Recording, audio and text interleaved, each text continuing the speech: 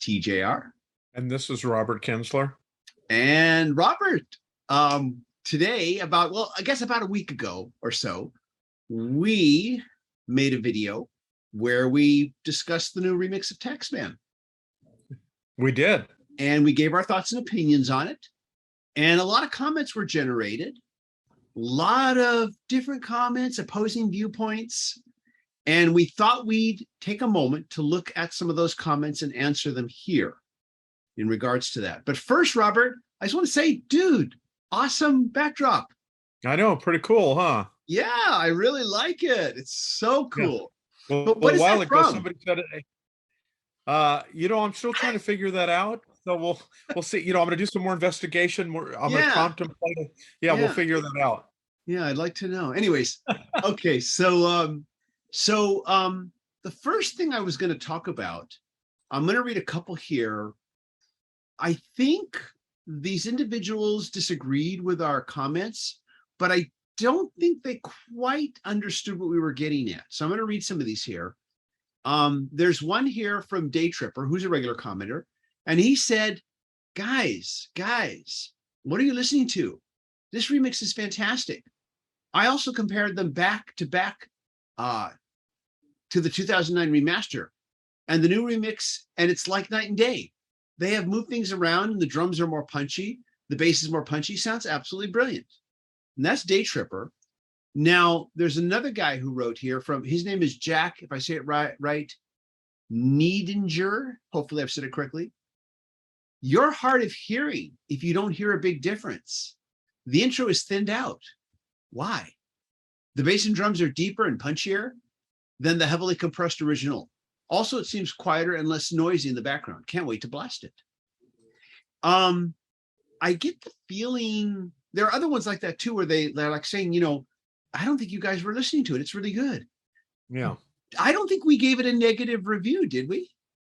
No, we definitely did not. No, it sounds fantastic. No, I think we, at least from my perspective, what I was saying is I've really enjoyed the 2009 remix and 2009 remaster. I'm so sorry. Yeah, the remaster. Because I know they didn't go back to the original multi-track tapes and remix exactly. Yeah. So they remastered that, and I thought they did a very good job. But I think, as we've learned with Giles Martin, I think he is very meticulous, and I think you've brought this up. You probably did in the last video that he's probably trying to replicate kind of what George Martin's approach was with like the mono mixes, to try to give him that punch and that kind of drive, but do it now in stereo. Is that kind of what you're thinking as to? Well, yeah. I think that's the point we both made, is that he's using the mono mix as his guide, but while he's at it, he's going to try to give us as much clarity as we can. And I think what threw people off is I said nothing relevatory or Revel. Gosh, let's make sure I'm saying it right. I know we got dinged for that. We actually got a comment on that. Let me go to this comment real quick. Yeah. David Thomas wrote, it's revelatory, not relevatory. And David, thank you. Yeah, we appreciate that. I brought up that I wasn't sure I was pronouncing it right back when we did the video, but it is, hopefully, catch me if I get it wrong, revelatory. And I said nothing revelatory in regards to it. What I meant by that was not that it wasn't good. I just wasn't hearing something that like, oh my gosh, I never heard that part before. Or it sounds totally different now. That's what I meant by that remark. Not that it's not good. And you said, yeah, I agree. Yeah, I do. We both felt it was an improvement. It was a stronger mix. It now had more oomph to it. And like the mono mix, it's meatier and beefier. And maybe we didn't make that clear enough, but I recall us making those points. Yeah. But so first of all, just to everybody that, thought we didn't like it, we did. Maybe we didn't make it clear. I don't know. Go back and rewatch the video. We could use the views, but yeah, please go back and check that out. But yeah, we did like it. This is from Jeffrey Rodell. Hopefully I said that right. I think the fewer the instruments involved in the recording, the less a remix is going to alter / improve the overall sound. There's a ton going on with Across the Universe and Let It Be. Taxman, which I love the remix, is basically bass, percussion, vocals, and a guitar solo. It's a stripped back rock song. But this remix is great. All the elements work more cohesively. Feels just like the band playing loud in a live room. Exactly. And yeah, any thoughts on that one? Yeah, no, that was one of my favorite comments, and I agree with that. I mean, I think that listening to this recording now, that comes across exactly what what this person is saying. I mean, it's definitely like the guitar, the great lead vocal, and great vocal harmonies, the bass drum. I mean, it does. What's so astounding to me is that this recording is well over 50 years, old now, and it just how vibrant and contemporary it sounds. It's just amazing. Yeah, and that's what some of the great things about some of these reissues is that it allows Beatles fans to yet again kind of rediscover and fall in love with these recordings again. I agree. That's the whole. I think one point of the remix is these recordings are so old, and let's give them a modern remix. Let's use exactly technology to really improve the original mix and preserve them because some days the original tapes probably won't be.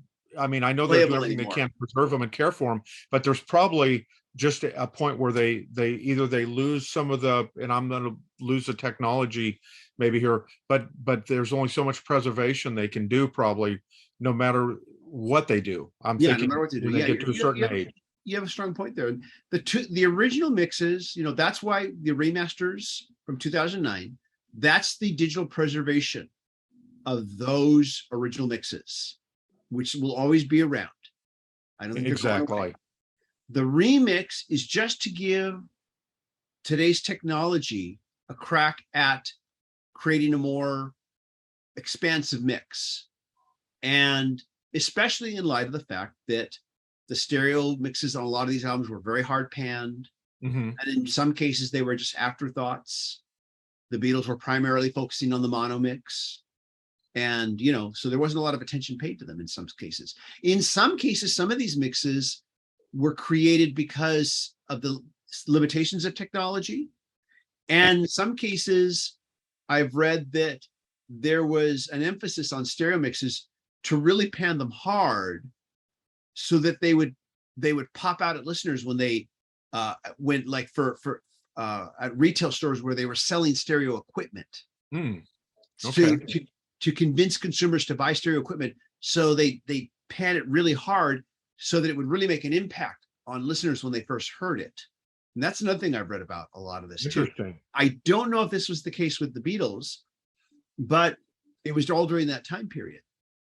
So there's another thing to keep in mind.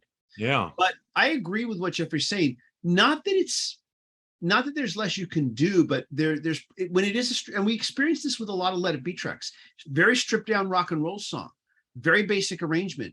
There's only so much you're going to be able to do. But the most important thing is just, once again, creating that stronger stereo mix. Yeah.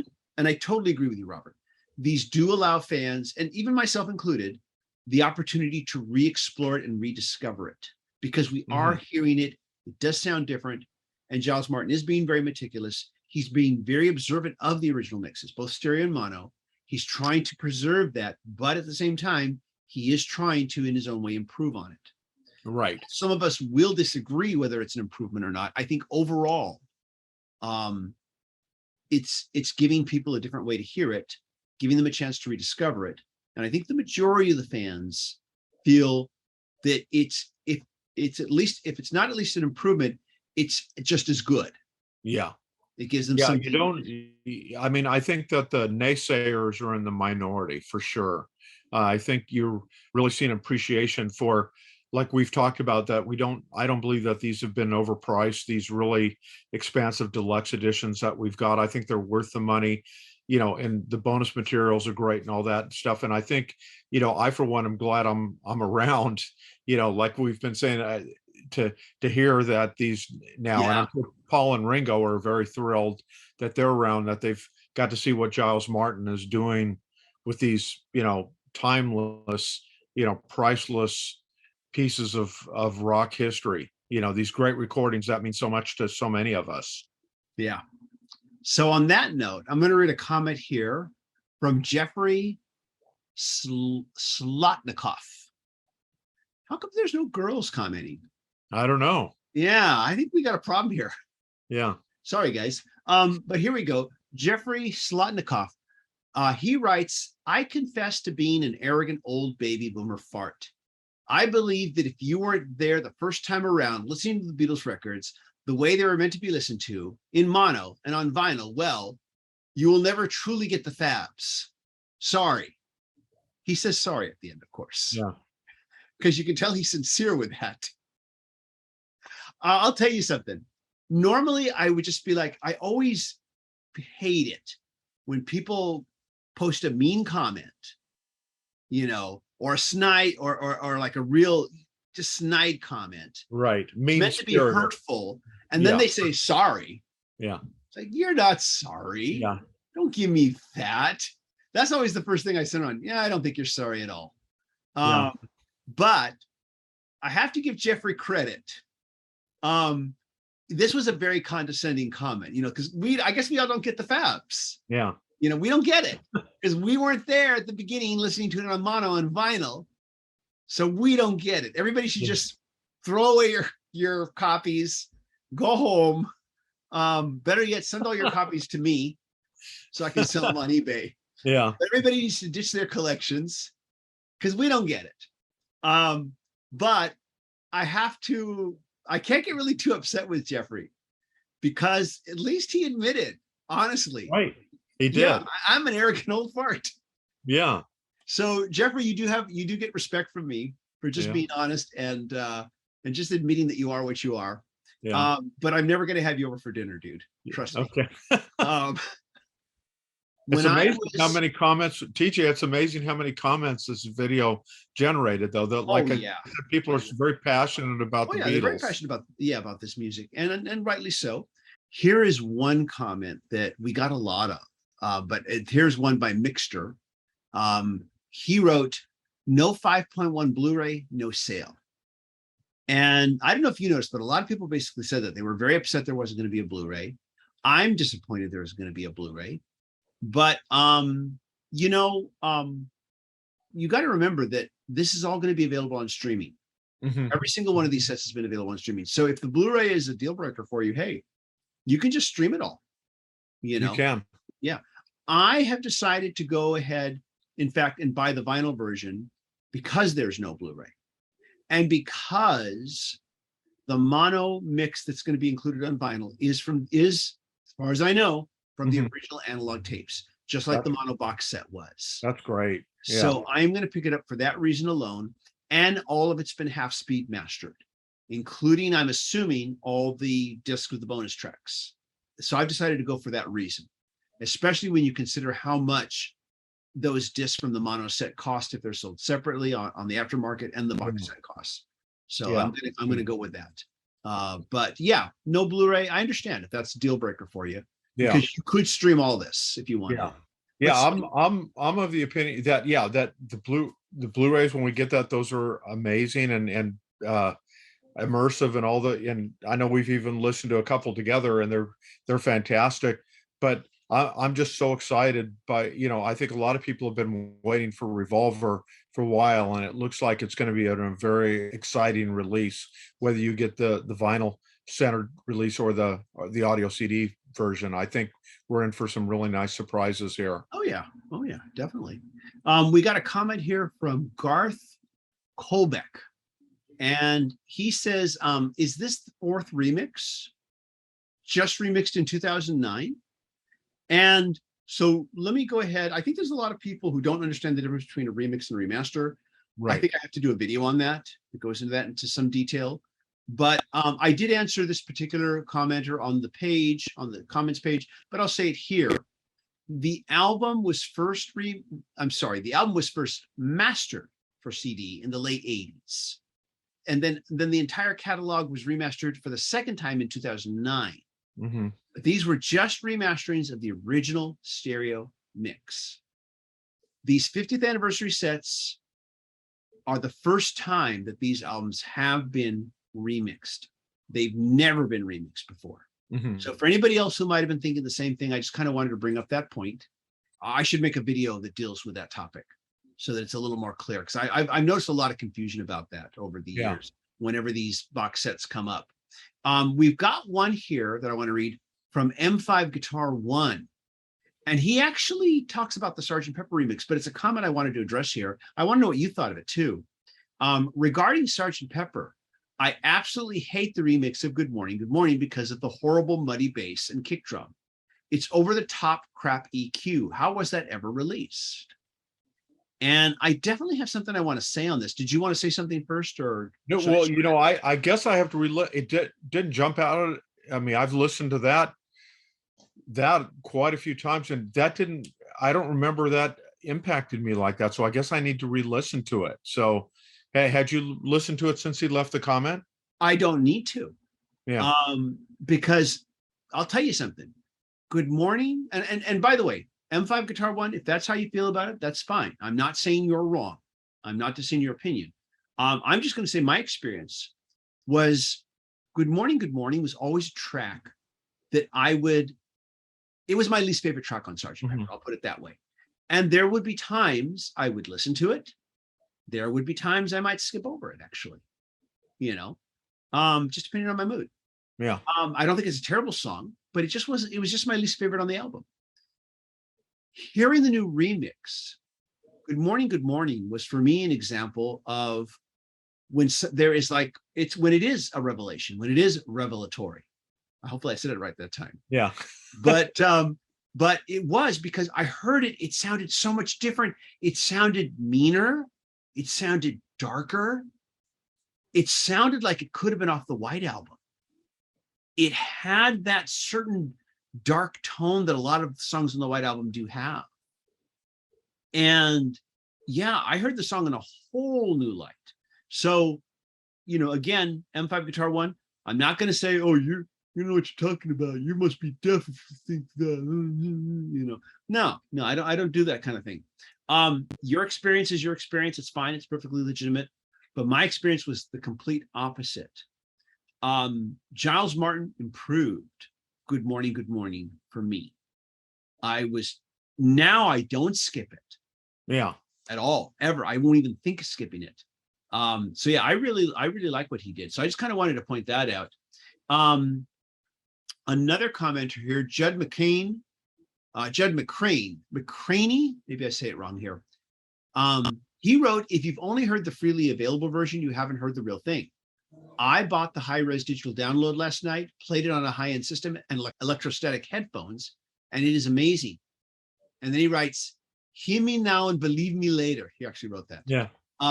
When you get the actual thing, it is definitely much better than the White, Abbey Road, and Let It Be remixes. It is also probably better than the Sgt. Pepper remix. Wow. Well, that's great. Yeah, I mean, no, I didn't know there was a high-res version you could buy. And if there is, I might just pick it up right now so I can hear it. Yeah, I didn't know this was available. I just went to Tidal because that's the streaming service. By the way, free is debatable because I do pay a monthly fee for Tidal. So it's not exactly free, but I hear what you're saying. I hear what you're saying. But yeah, I didn't know about that. So cool. Thanks for letting us know about that. We appreciate it. Definitely. And get that. Let me see if there was any other. Here was one little snide comment that I thought I'd share from Jeff. He writes, wow, the same sounds as on the original mix, just jumbled around and louder.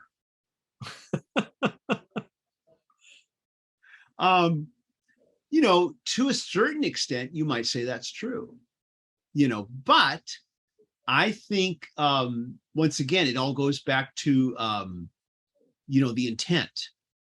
And the intent is to create a more solid stereo sounding mix than what we had previously. So yeah. Jeff, wow. Same comment, only with the words moved around. Yeah. Anyways. But you'll always get comments like that. Yeah. Anyways, I mean, it's not entirely untrue, but yeah. So one more here. I definitely have enjoyed reading all the comments. It makes you and either maybe makes you laugh, or maybe you go, you know what, that's a good point, or maybe I'll listen to it again and rethink, try to see if I'm not hearing something in a certain way that I maybe missed or something. So I appreciate, it's neat to talk about it, with all the fans. I have always been a big proponent of listening to opinions you disagree with. Me too. Especially when it comes to music and art and movies and film. Because I don't know how many times I've heard someone state an opinion about something that I have a completely opposite opinion of. But if they can give me a compelling argument, not just that sucks, your opinion sucks. If they can give me a compelling argument and really like explain to me why they feel passionately about, maybe I didn't like this certain movie, but they explain to me very passionately why they do like it. It kind of makes me think, interesting. And I think maybe I should reconsider this. Maybe I should go. Yeah. I mean, I look for that. I appreciate when someone can give me a different perspective, even if I disagree with it. And I might still say, nah, I still don't like it, but that was an interesting outlook. I appreciate it. And but I agree with you. It is fun to read all the comments and just hear the varying opinions from great to I can't stand it. I'm going to close this with one more comment here. This is from Ambient Ideas. Ambient Ideas says, call me a Luddite. Okay, I'll do that. No, just kidding. He writes, or she writes, call me a Luddite, but I'm still okay with a 1966 original mix. To which I will say, bravo. Nothing wrong with that. No, nothing wrong with that. Yeah. And the thing is I have never hated the original mixes. I understand the complaints. And once I heard the mono mixes, once I got that mono box set, I really understood it. Whenever I'm walking around with headphones on, if I pick up, if I select to play, in fact, just the other day, I was listening to Rubber Soul, and I had the stereo version of Nowhere Man popped up on my random shuffle play, and I was listening to it, and then halfway through it, I switched over to the mono mix of Rubber Soul and Nowhere Man, and it was like, oh yeah, way more preferable, because it just feels bigger, meatier. It just feels better, right? Than hearing it like this versus hearing it like this. Yeah, I'm sure Rubber Soul is going to be coming soon, but with all the songs on Revolver, which has the same issues going on, instead of hearing it like this in stereo, we're going to hear it more like this in stereo, where it's going around us, and it's more enveloping. And so I'm looking forward to it too. So anybody who misunderstood us, we're sorry if you misunderstood us. We think this is a stronger mix. We are very excited. Very excited. For the end of October to come around, so we can check this out. So if you misunderstood us, we're sorry. Maybe we should have made it more clear, or maybe you just needed to get the picking cotton out of your ears, as my mom used to say. Yeah. God rest her soul. But anyways, though, so yeah. But thank you so much, everybody, for your comments. We read them all. I love them all, good and bad, whatever. I like them all, and we really appreciate it. We just thought we'd take a moment to answer. Please leave some comments to this video so we can answer these. No, please leave your comments. We'd love to hear more of what you have to say. And as always, if you like these videos, be sure to hit like, hit subscribe, and hit the bell notification icon so you never miss a video. Thank you to the Patreon supporters who help us to make more videos. Patreon supporters do receive exclusive weekly videos that are not available on this channel, and they get their names in the credits. And sometimes they get sneak peeks too. So anyways, everybody, thank you so much for watching. Robert, thanks for joining me on this. Hey, it was fun, TJ. I'm looking forward to more conversations with the two of us, and hope you are too. We'll see you all in the next video. Take care, everybody. Bye-bye.